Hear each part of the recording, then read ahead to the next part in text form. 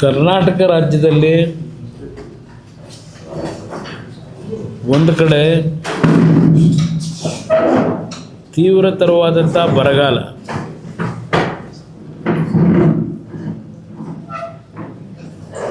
ನಮ್ಮ ಕೃಷ್ಣಾ ಜಲಾನಯ ಪ್ರದೇಶದಲ್ಲಿ ಅಲ್ಲಿರ್ತಕ್ಕಂಥ ಜಲಾಶಯಗಳು ಭರ್ತಿಯಾಗ್ತಕ್ಕಂಥದ್ದು ಒಂದು ಭಾಗವಾದರೆ, ರಾಜ್ಯದ ಉದ್ದಗಲಕ್ಕೂ ಬಹುಶಃ ಸುಮಾರು 150-160 ವಿಧಾನಸಭಾ ಕ್ಷೇತ್ರಗಳಲ್ಲಿ ಮುಂಗಾರಿನಲ್ಲಿ ಬಿತ್ತನೆ ಮಾಡಿದಂಥ ರೈತರ ಬದುಕು ಸಂಪೂರ್ಣವಾಗಿ ನಾಶ ಆಗಿದೆ. ರಾಜ್ಯದಲ್ಲಿ ರೈತರ ಆತ್ಮಹತ್ಯೆ ಸರಣಿ ಪುನಃ ನಾವೇನು 2013ರಿಂದ 2017ನೇ ಇಸ್ವಿವರೆಗೆ ಒಂದೊಂದು ಜಿಲ್ಲೆಗಳಲ್ಲಿ 100-200 ಜನ ರೈತರು ಆತ್ಮಹತ್ಯೆ ಮಾಡ್ಕೊಂಡಂಥದ್ದು ಪ್ರಕ್ರಿಯೆಗಳು ಕಂಡಿದ್ದೇವೆ ನಾವು ಆ ಸಮಯದಲ್ಲಿ. ಇವತ್ತು ಈಗಾಗಲೇ ಪ್ರತಿನಿತ್ಯ ರೈತರ ಆತ್ಮಹತ್ಯೆ ಸರಣಿಯನ್ನು ನೋಡ್ತಾ ಇದ್ದೇವೆ. ನಮ್ಮ ಕಾವೇರಿ ಜಲಾನಯನ ಪ್ರದೇಶದಲ್ಲಿ ಜಲಾಶಯಗಳು ಭರ್ತಿಯಾಗಿಲ್ಲ, ಖಾಲಿ ಇದೆ. ಇವತ್ತು ನಮ್ಮ ಕಾವೇರಿ ಕ್ಯಾಚ್ಮೆಂಟ್ ಏರಿಯಾದ ಇರತಕ್ಕಂಥ ಜಲಾಶಯಗಳಲ್ಲಿ ನನಗಿರ್ತಕ್ಕಂಥ ಮಾಹಿತಿಗಳು ಬಹುಶಃ 54-55 TMC ಈ ಎಲ್ಲ ಜಲಾಶಯಗಳಲ್ಲಿ ಇರ್ತಕ್ಕಂಥ ಒಂದು ನೀರಿನ ಪ್ರಮಾಣ 54-55 TMC ಇದೆ. ನಮಗೆ ಕುಡಿಯೋ ನೀರಿನ ಸಮಸ್ಯೆಗಳು ಮುಂದಿನ ದಿನಗಳಲ್ಲಿ ಇದೇ ರೀತಿಯ ಮಳೆಯ ಕೊರತೆ ಆದರೆ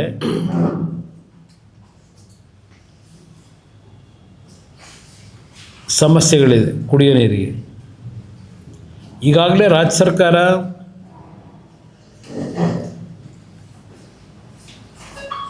ಯಾವುದೇ ರೈತರು ಕೃಷಿಗೆ ನೀರನ್ನು ಅವಲಂಬಿತರಾಗಬೇಡಿ ಅಂತಕ್ಕಂಥದ್ದನ್ನು ಘೋಷಣೆನೂ ಮಾಡಿಬಿಟ್ಟಿದ್ದಾರೆ ಸರ್ಕಾರ. ಇಂಥ ಒಂದು ಬ್ಯಾಕ್ಗ್ರೌಂಡ್ನಲ್ಲಿ ಇವತ್ತು CWME ಇರ್ಬೋದು, CWRA ಇರ್ಬೋದು,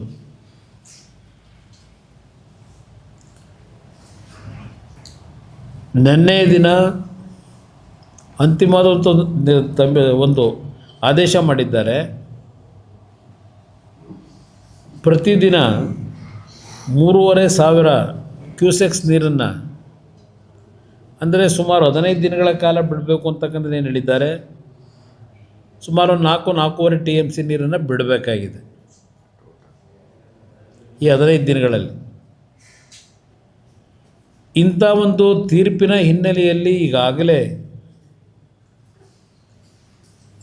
ಮೈಸೂರು, ಮಂಡ್ಯ ಹಾಗೂ ಈ ಭಾಗದಲ್ಲಿ ರೈತ ಸಂಘಟನೆಗಳು, ಕನ್ನಡ ಪರ ಸಂಘಟನೆಗಳು ಪ್ರತಿಭಟನೆಗೆ ಪ್ರಾರಂಭ ಏನು ಮಾಡಿದ್ದಾರೆ. ಇವತ್ತು ನಮ್ಮ ಮೈತ್ರಿ ಪಕ್ಷ BJPಯು ಸಹ KRSನಲ್ಲಿ ಪ್ರತಿಭಟನೆ ಮಾಡ್ತಕ್ಕಂಥ ಘೋಷಣೆಯನ್ನು ಮಾಡಿದ್ದಾರೆ.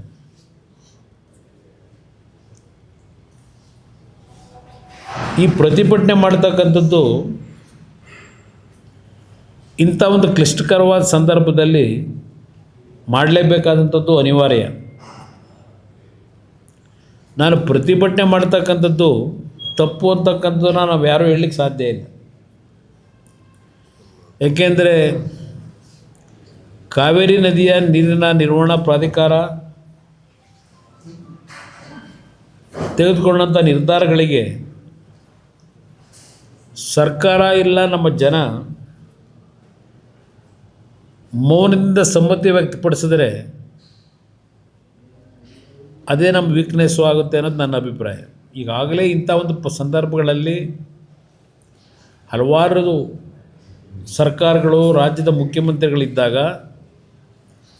ಹಲವಾರು ಪಕ್ಷಗಳ ಮುಖ್ಯಮಂತ್ರಿಗಳು ಸಹ ಸುಪ್ರೀಂ ಕೋರ್ಟ್ನ ತೀರ್ಪಿನ ಆದೇಶದ ಮೇರೆಗೆ ಅಂತಿಮವಾಗಿ ತಮಿಳುನಾಡಿಗೆ ನೀರು ಬಿಡಬೇಕಾದಂಥ ಅನಿವಾರ್ಯತೆಯನ್ನು ಹೊಂದಿರತಕ್ಕಂಥ ದಿನಗಳನ್ನು ನಾವು ಸ್ಮರಿಸ್ಕೋಬೋದು. ಇಲ್ಲಿ ಏನೇನಾಗಿದೆ ಹಿಂದಿನ ದಿನಗಳಲ್ಲಿ ಅಂತೇಳಿ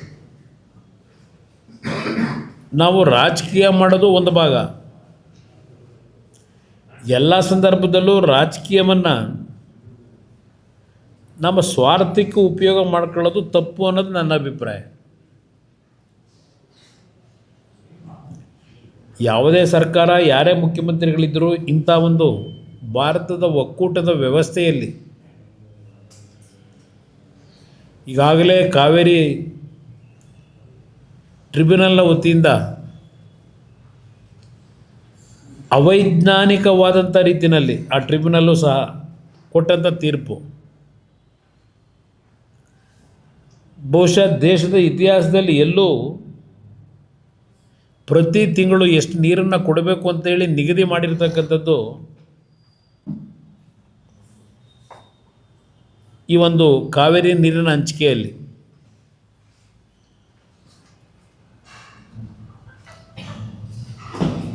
ಆ ಹಿನ್ನೆಲೆಯಲ್ಲಿ ಇವತ್ತೇನು ತಮಿಳುನಾಡಿಗೆ ನೀರನ್ನು ನೆನ್ನೆ ದಿನ ಅಂತಿಮವಾಗಿ ಬಿಡಬೇಕು ಅಂತಕ್ಕಂಥ ಸೂಚನೆಯನ್ನು ಕೊಟ್ಟಿದ್ದಾರೆ. ಸರ್ಕಾರ ಸದ್ಯಕ್ಕೆ ನೀರನ್ನು ಬಿಡಬೇಕೋ ಬೇಡವೋ ಅಂತಕ್ಕಂಥ ತೀರ್ಮಾನ ಮಾಡ್ತಕ್ಕಂಥದ್ರಲ್ಲಿ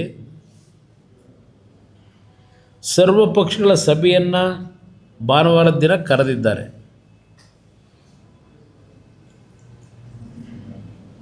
ಸರ್ವ ಪಕ್ಷದ ಸಭೆಯನ್ನು ಈ ಒಂದು ನೀರಿನ ಹಂಚಿಕೆ ಆದ ನಂತರ ಬಹುಶಃ 1991ರಿಂದ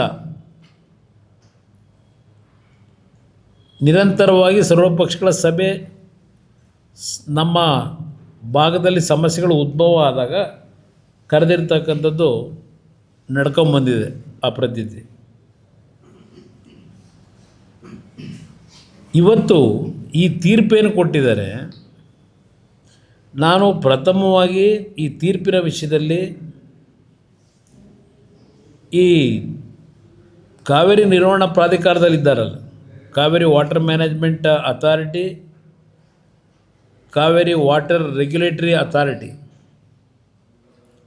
ಈ ಎರಡೂ ಸಮಿತಿಯಲ್ಲಿರ್ತಕ್ಕಂಥ ಸದಸ್ಯರುಗಳಿಗೆ ನಾನು ಒತ್ತಾಯ ಆಗ್ತಕ್ಕಂಥದ್ದು, ನೀವು ಎ ಸಿ ರೂಮ್ನಲ್ಲಿ ಕೂತ್ಕೊಂಡು ಡೆಲ್ಲಿಯಿಂದ ತೀರ್ಮಾನ ಕೊಡ್ತಕ್ಕಂಥದ್ದಲ್ಲ. ಇದು ಪ್ರಮುಖವಾದಂಥ ವಿಷಯ. ನನ್ನ ಮಾಧ್ಯಮ ಸ್ನೇಹಿತರ ಮುಂದೆ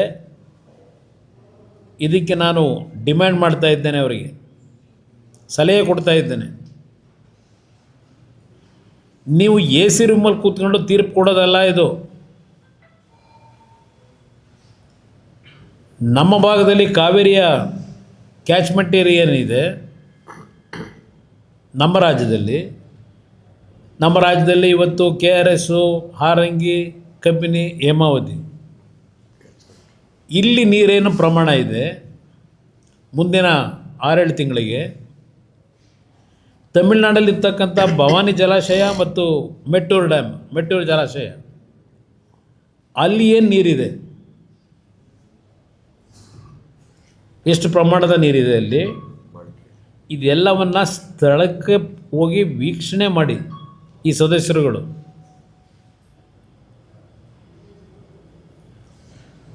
ಆ ರಾಜ್ಯದಕ್ಕೂ ಹೇಳಬೇಕಾಗ್ತದೆ ತಮಿಳುನಾಡಿಗೆ, ನಿಮಗೆ ಕುಡಿಲಿಕ್ಕೆ ನೀರಿನ ಒಂದು ಕೊರತೆ ಇದ್ದರೆ ಕುಡಿಲಿಕ್ಕೆ ನೀರನ್ನು ಕೊಡಬೇಕು ಅಂತಕ್ಕಂಥದ್ದು ಹೇಳಲಿಕ್ಕೆ ನಿಮಗೂ ಸಹ ಅಧಿಕಾರ ಇದೆ. ಇವತ್ತು ದೇಶದಲ್ಲಿರ್ತಕ್ಕಂಥದ್ದು ಮೊದಲು ಕುಡಿಯೋ ನೀರಿಗೆ ಆದ್ಯತೆ ಕೊಡಬೇಕು ಅಂತಕ್ಕಂಥದ್ದು. ನೀವು ಎ ಸಿ ರೂಮಲ್ಲಿ ಕೂತ್ಕೊಂಡು ಅಲ್ಲಿ ತೀರ್ಪು ಕೊಡೋದಕ್ಕಿಂತ ಪ್ರಮುಖವಾಗಿ ಈ ಎಲ್ಲ ಪ್ರದೇಶಗಳಿಗೆ ಭೇಟಿ ಕೊಟ್ಟು ಕರ್ನಾಟಕದ ಪರಿಸ್ಥಿತಿ ಏನಿದೆ, ತಮಿಳುನಾಡಿನ ಪರಿಸ್ಥಿತಿ ಏನಿದೆ, ಇದನ್ನು ಗಮನಕ್ಕೆ ತೆಗೆದುಕೊಳ್ಳೋದ್ರ ಮುಖಾಂತರ ತೀರ್ಮಾನ ಕೊಡಬೇಕಾಗಿತ್ತು ಅಂತಕ್ಕಂಥದ್ದು ನಾನು ಆಗ್ರಹ ಮಾಡ್ತಾಯಿದ್ದೀನಿ. ನಮ್ಮ ರಾಜ್ಯ ಸರ್ಕಾರಕ್ಕೂ ಇದನ್ನು ನೀವು ಒತ್ತಾಯ ಮಾಡಬೇಕು ಅಂತಕ್ಕಂಥದ್ದನ್ನು ಹೇಳಲಿಕ್ಕೆ ಬಯಸ್ತಾ ಇದ್ದೇನೆ. ನಾನು ಮೊದಲೇ ಹೇಳಿದಂಥ ರೀತಿಯಲ್ಲಿ ನಮಗೆ ನಮ್ಮ ಜಲಾಶಯಗಳಲ್ಲಿರ್ತಕ್ಕಂಥ ನೀರಿನ ಮಾಹಿತಿ ಏನಿದೆ, 54-55 TMC ನೀರಿದೆ ಈಗ. ಅದರಲ್ಲಿ ಬಹುಶಃ 10 TMC ನೀರು ಡೆಡ್ ಸ್ಟೋರೇಜ್ ಇದೆ. ಇನ್ನು 44 TMCನಲ್ಲಿ 30 TMC ನೀರು ಬೆಂಗಳೂರು ನಗರಕ್ಕೆ ಕುಡಿಲಿಕ್ಕೆ ಕೊಡಬೇಕು. ಮುಂದಿನ 7 ತಿಂಗಳು ಬೆಂಗಳೂರು ನಗರಕ್ಕೆ 30 TMC ನೀರು ಬೇಕು. ಇನ್ನು ನಿಮ್ಮ ಪರಿಸರ ಸಂರಕ್ಷಣೆಗೆ, ಎನ್ವಿರಾನ್ಮೆಂಟ್ ಸೆಕ್ಯೂರಿಟಿಗೋಸ್ಕರವಾಗಿ ಪರಿಸರ ಸಂರಕ್ಷಣೆಗೆ ಸುಮಾರು 10 TMC ನೀರು ಬೇಕಿದೆ, ಪ್ರಾಣಿಗಳು ಪಕ್ಷಿಗಳು ಉಳಿಲಿಕ್ಕೆ. ಈಗ ನೆನ್ನೆ ನನಗೆ ಬಂದಂಥ ಮಾಹಿತಿ, ಈ ಕಾವೇರಿ ವಾಟರ್ ಮ್ಯಾನೇಜ್ಮೆಂಟ್ ಅಥಾರಿಟಿಯವರು ಈ 3.5 ಕ್ಯೂಸೆಕ್ಸ್ ನೀರು ಬಿಡಿ ಅಂತ ಹೇಳಿರ್ತಕ್ಕಂಥದ್ದು 15 ದಿನ. ಮುಂದೆ ನಿಮಗೆ ಇನ್ನೂ ಒಂದು 12 TMC ನೀರು ದೊರಕತಕ್ಕಂಥ ಅವಕಾಶ ಇದೆ, ಡ್ಯಾಮಿಗೆ ಬರ್ತಕ್ಕಂಥದ್ದು ಅವಕಾಶ ಇದೆ. ಇವರು ನೀರು ಬಿಡಲಿಲ್ಲ. ಕೊನೆಗೆ ಅವರು ಮತ್ತೆ ಹೋದಾಗ ಕೋರ್ಟ್ನ ತೀರ್ಪನ್ನು ಉಲ್ಲಂಘನೆ ಮಾಡಿದ್ರು ಅಂತೇಳಿ ಕೊನೆಗೆ ಏನಾಯಿತು ಎಸ್ ಎಂ ಕೃಷ್ಣ ಅವ್ರ ಕಾಲದಲ್ಲಿ. ಇದು ಎಲ್ಲ ಮುಖ್ಯಮಂತ್ರಿಗಳಿದ್ದಾಗ ಒಂದಲ್ಲ ಒಂದು ರೀತಿಯಲ್ಲಿ ಸಮಸ್ಯೆಗಳನ್ನು ಎದುರಿಸಿದ್ದಾರೆ.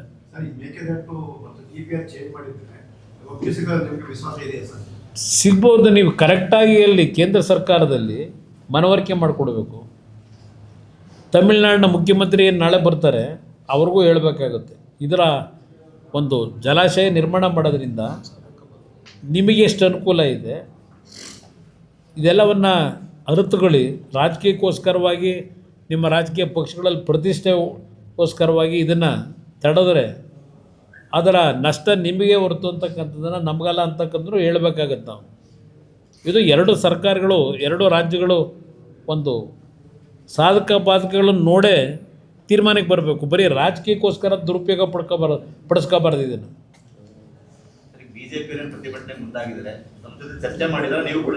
ಇಲ್ಲ, ಅವರು ಘೋಷಣೆ ಮಾಡಿ ಈಗಾಗಲೇ ಇವತ್ತು ಪ್ರತಿಭಟನೆ ಅಂತಕ್ಕಂಥದ್ದು ಹೇಳಿದ್ದಾರೆ.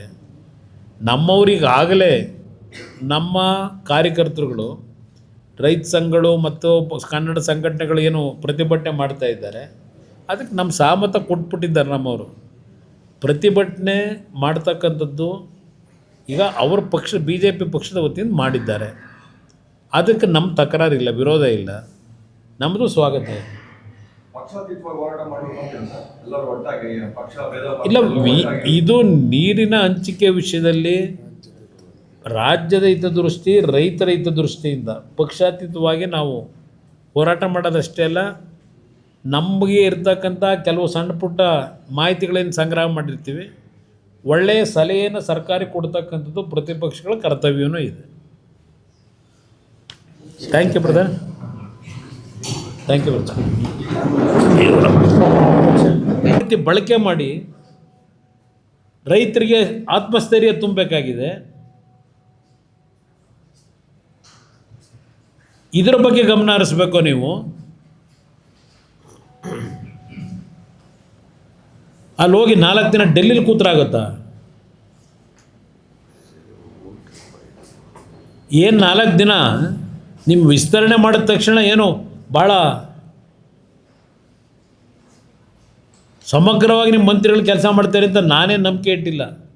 ಗೊತ್ತಿದೆ 3 ವರ್ಷ ಯಾವ ರೀತಿ ಅಧಿಕಾರ ನಡೆಸಿದ್ದೀರಿ ನೀವು. ನಿಮ್ಮ ಹೈಕಮಾಂಡ್ನವರು ಸೆಲೆಕ್ಷನ್ ಮಾಡಿ ಕಳಿಸ್ಕೊಳ್ಳಿ. ಮೊದಲು ಇಲ್ಲಿ ಫೀಲ್ಡ್ ವರ್ಕ್ ಮಾಡಿ, ಎಲ್ಲೆಲ್ಲಿ ಏನೇನು ಆಗಿದೆ ಪರಿಸ್ಥಿತಿ, ರೈತರಿಗೆ ಏನು ಪರಿಹಾರ ಕೊಡಬೇಕು ತಕ್ಷಣಕ್ಕೆ. ಏಕೆಂದರೆ ಸಾಲ ಮಾಡಿ ಬಿತ್ತನೆ ಬೀಜ ಖರೀದಿ ಮಾಡಿ, ಗೊಬ್ಬರ ಖರೀದಿ ಮಾಡಿ, ಬಿತ್ತನೆ ಮಾಡಿಬಿಟ್ರು ರೈತರು. ಇವತ್ತು ಆ ಬಿತ್ತನೆ ಮಾಡಿದವರೆಲ್ಲ ಬೀದಿಗೆ ಬಂದವ್ರೆ. ಬ್ಯಾಂಕ್ನವರು ಅವ್ರ ಮನೆಗಳಿಗೆ ನೋಟಿಸ್ ಕೊಟ್ಟು, ಗದಗ ಜಿಲ್ಲೆನಲ್ಲಿ ಪತ್ರಿಕೆಯಲ್ಲಿ ನೋಡ್ತಾ ಇದ್ದೆ ನಾನು, ಗುಳೆ ಹೋಗ್ತಾ ಇದ್ದಾರೆ ಜನ. ನೀವೇ ಮಾಧ್ಯಮದ ಸ್ನೇಹಿತರು ಪ್ರತಿದಿನ ತೋರಿಸ್ತಾ ಇದ್ದೀರಿ. ಪಾಪ ನೀವು ತೋರಿಸ್ತಕ್ಕಂಥ ವಿಷಯನಾದರೂ ಟಿ ವಿಯಲ್ಲಿ ಏನಾದರೂ ಗಮನಿಸಿದ್ದಾರೋ ಇಲ್ವೋ ಗೊತ್ತಿಲ್ಲ, ಅಧಿಕಾರಿಗಳು ನಿಮ್ಮ ಮಂತ್ರಿಗಳು ಇರ್ತಕ್ಕಂಥವ್ರು. ಎಷ್ಟು ಕಡೆ ಇವತ್ತು ಗುಳೆ ಹೋಗ್ತಾ ಇದ್ದಾರೆ. ಒಂದು ಕಡೆ ಗೋವಾಗೆ, ಒಂದು ಕಡೆ ಬಾಂಬೆಗೆ, ಒಂದೊಂದು ಕಡೆ ಚಿಕ್ಕಮಗಳೂರಿಗೆ ಮನೆಗಳು ಬೀಗ ಹಾಕೊಂಡು ಹೋಗ್ತಾ ಇದ್ದಾರೆ. ಆ ಮಕ್ಕಳ ಶಿಕ್ಷಣ ಏನಾಗಬೇಕು? ಏನಾದರೂ ಕಿಂಚಿತ್ ನಿಮಗೆ ರೈತರ ಬದುಕಿನ ಬಗ್ಗೆ ಏನಾದರೂ ಯೋಚನೆ ಮಾಡ್ತಿದ್ದೀರಾ? ಅದರಿಂದ ಇವತ್ತು ಒಂದು ಕಡೆ ಕಾವೇರಿ ನೀರಿನ ಸಮಸ್ಯೆ ಬಗ್ಗೆ ಏನು ನಿಮ್ಮ ಅಧಿಕಾರಿಗಳು, ನಿಮ್ಮ ವಕೀಲರು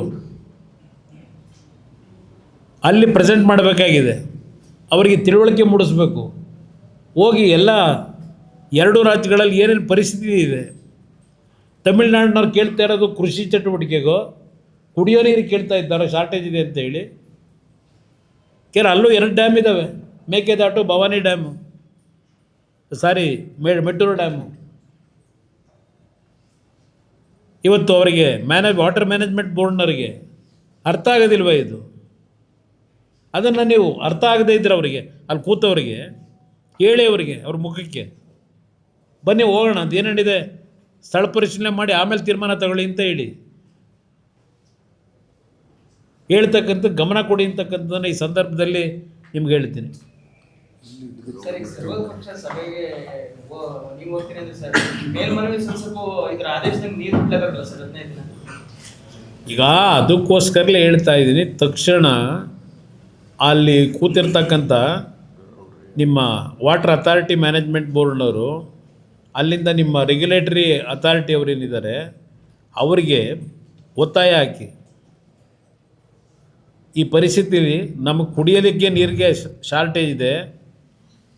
ಈಗ ನಿಮಗೆ ನಾನು ಹೇಳಿದ್ನಲ್ಲ, ಬೆಂಗಳೂರಿಗೆ 3 TMC ನೀರಬೇಕು, ಮತ್ತಿನ್ನು ನಮ್ಮ ಹಳ್ಳಿಗಳು ಹಲವಾರು ತಾಲೂಕು ಜಿಲ್ಲೆ ಕೇಂದ್ರಗಳಿಗೆ ನೀರು ಬಿಡಬೇಕಲ್ಲ, ಅದನ್ನೇ ಎಲ್ಲಿ ತರದ್ದು ನಾವು. ಈವನ್ ಅಸಂಪ್ಷನ್ ಅವರೇನು 12 TMC ನೀರು ನಿಮಗಿನ್ನೂ ದೊರಕಬೋದು ಮುಂದಿನ 5-6 ತಿಂಗಳಲ್ಲಿ ಅಂತಕ್ಕಂಥದ್ದನ್ನು ಅವರೇನೋ ಹೇಳೋರಲ್ಲ ಮಹಾನುಭಾವರು ಕೂತ್ಕೊಂಡು. ಅವ್ರಿಗೆ ಹೇಳಬೇಕು, ನಾವು ಕನ್ವಿನ್ಸ್ ಮಾಡಬೇಕಲ್ಲ. ನೀವು ಈ ತೀರ್ಪು ಕೊಡೋದಕ್ಕಿಂತ ಮುಂಚೆ ಬನ್ನಿ, ಅಲ್ಲಿ ಯಾವ ಜಲಾಶಯದಲ್ಲಿ ಏನಿದೆ ನೋಡೋಣ ಅಂತ ಅವ್ರಿಗೆ ಮನವಿ ಮಾಡಬೇಕು. ಅದಷ್ಟೇ ಅಲ್ಲ, ನಾನು ಈ ರಾಜ್ಯದ ಮುಖ್ಯಮಂತ್ರಿಗೆ ಹೇಳ್ತೀನಿ, ಅದೆಂತೋ ಪತ್ರಿಕೆಯಲ್ಲಿ ನೋಡ್ತಾ ಇದ್ದೆ, ತಮಿಳ್ನಾಡಿನ ಮುಖ್ಯಮಂತ್ರಿ ಬರೋದು ನಂದು ಅಬ್ಜೆಕ್ಷನ್ ಇಲ್ಲ, ನಾನು ವಿರೋಧ ಮಾಡಲ್ಲ. ಇದೇನೋ ಅವ್ರನ್ನ ಬರ್ಮಾಡ್ಕೊಳ್ಳೋಕ್ಕೆ ಅದೆಂಥದ್ದು ಭಾಳ ಅದ್ದೂರಿ ಸ್ವಾಗತ ಮಾಡೋದಕ್ಕೆ ಅರೇಂಜ್ಮೆಂಟ್ ಆಯ್ತಿದೆ ಅಂತ ಹೇಳಿ. ಅದ್ದೂರಿ ಸ್ವಾಗತ ಏನು ಬೇಕಿಲ್ಲ, ರೊಟೀನ್ ವೇನಲ್ಲಿ ಬರ್ತಾರೆ, ಭೇಟಿ ಮಾಡೋದಕ್ಕೆ ಏನೋ ಬರ್ತಾ ಇದ್ದಾರಲ್ಲ, ಕರೆದಿದ್ದೀರಿ, ಬರೋಕ್ಕೆ ಒಪ್ಕೊಂಡವ್ರೆ, ಹೇಳಿ ಅವರಿಗೆ. ಇನ್ನು ಎಷ್ಟು ವರ್ಷ ಈ ವ್ಯಾಜ್ಯ ನಡೆಸ್ಬೇಕು ನಾವು? ನೀರು ಇದ್ದಾಗ ನಾವೆಂದೂ ಸಹ ತೊಂದರೆ ಕೊಟ್ಟಿಲ್ಲ. ಈಗಾಗಲೇ ನಾವೇನು ನೀರು ಬಿಡಬೇಕಾಗಿತ್ತು, ನಮ್ಮ ಟ್ರಿಬ್ಯುನಲ್ ಅವರ ಹಂಚಿಕೆಯನ್ನು ಮಾಡಿದರು, ಅದನ್ನೇ ಲೆಕ್ಕಾಚಾರ ಮಾಡಿದ್ರೆ ಇವತ್ತು ಈಗಾಗಲೇ ಹಲವಾರು 5-6 ವರ್ಷದಲ್ಲಿ 4-5 ವರ್ಷದಲ್ಲಿ ಸುಮಾರು 900 TMC ನೀರು ಹರಿದೋಗಿದೆ